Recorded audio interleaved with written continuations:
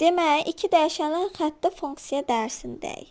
İki dəyişənli xətti funksiyanın düsturu ax üstəgəl by bərabərdir c olar.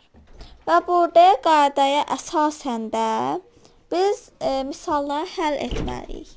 Burada misallar həll edərkən həmin düsturun olub olmadığına da baxmalıyıq. Çünki əgər həmin düstur tətbiq olunmayıbsa, tapa bilmərik. Buna görə misallarla baxa bilirik. Məsələn, xətti funksiyaya aid 2x üstəgəl y, yəni y1 y-dir, sadəcə y yazılır. Y bərabərdir 11 olar. İndi başqa misallara da baxaq.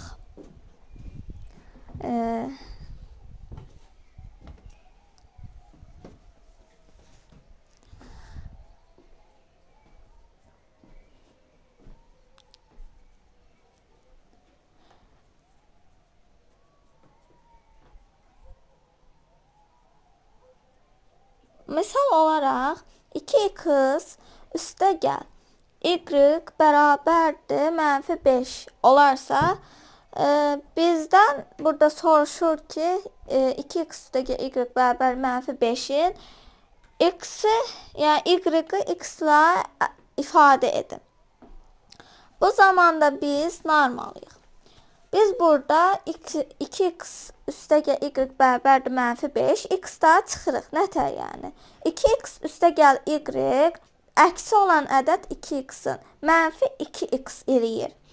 Bərabərdir. Həmin -2-si -5 çıxılsın 2x kimi yazıq, yəni -2x. 2-lər ixtisar gedir bu tərəfdə, y bərabərdir -5 çıxılsın 2x qalır. Burada x dəyişəninə, yəni sərbəst dəyişəninə ədəd verib y-i tapa bilərsiniz. Sonra başqa bir misalla göstərə bilərik. İndi burada məsələn bir qiymət yazaq x-a. Məsələn 2.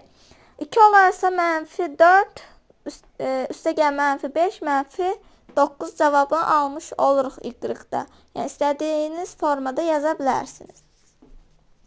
Başqa misal olaraq hər cür misalı göstərmək mümkündür. İndi burada yazaq. Yəni burada x dəyişən məsələn y ilə ifadə olunması və yaxud y-in x ilə ifadə olunmasıdır.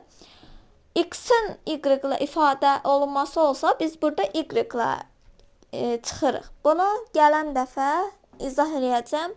7-ci sinif kitabında səhifə 163-də tapşırıqlar